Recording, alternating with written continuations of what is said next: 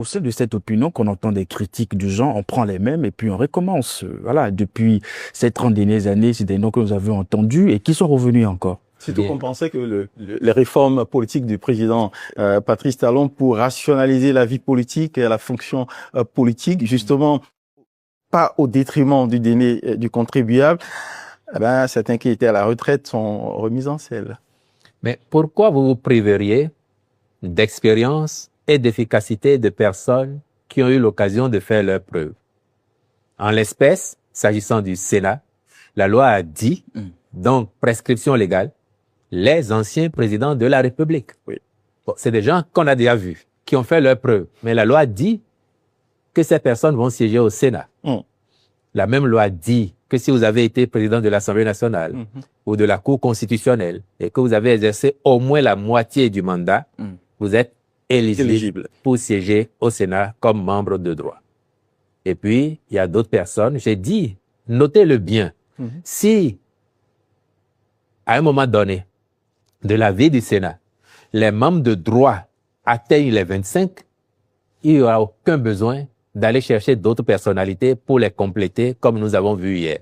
Mais comme il s'agit du Sénat, de cette instance de sages, comme on a eu l'occasion de l'expliquer, nous savons tous que l'expérience accumulée par ces personnes qui en ont tellement vu contribue à leur sagesse. Vous et moi aurions été appelés au Sénat que justement l'opinion s'interrogerait pour dire, bon, si encore c'est un ou deux plus jeunes, mais qui ont un tel vécu, qui peuvent apporter quelque chose, ça passerait. Mais si 5, 10 au plus qui n'ont pas grande expérience de la vie s'y retrouvaient, on s'interrogerait légitimement sur, la pertinence, comme vous dites là, la pertinence des choix, exactement. Alors, je comprends bien la logique de votre argumentaire. Alors, ce n'est pas pour jeter de discrédit sur les choix qui ont été faits. Mais comment on s'assure que ces personnes qui, à un moment donné, ont occupé des postes, l'ont bien occupé, ont vraiment bien servi la République? C'est pas parce qu'on a occupé un poste qu'on a été excellent, justement, au point aujourd'hui que l'État ait besoin de leur expérience. Mais je vous retourne la question. Le président Soglo, il est vivant. Le président Soglo, il est vivant. Et Dieu lui prête encore longue vie.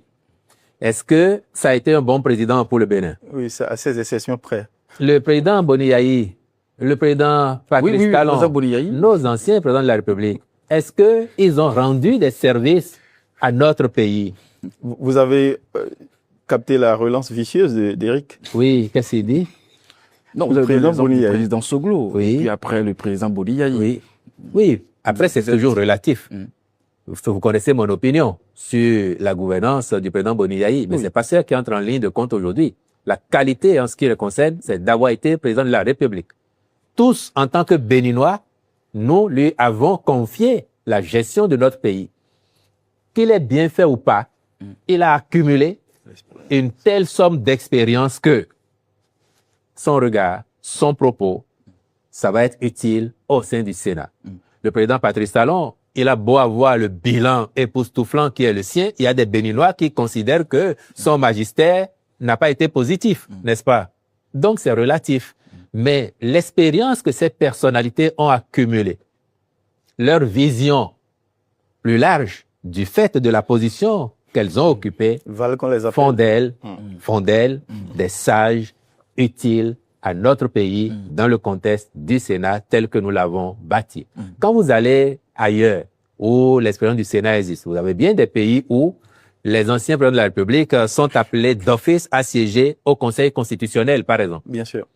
Il y en a qui considèrent, lorsqu'ils ont quitté le pouvoir dans un âge relativement encore frais, ils considèrent que le Conseil constitutionnel, c'est un garage politique et qu'eux, ils veulent faire de la politique, ils ne vont pas y siéger, en espérant un jour revenir aux affaires.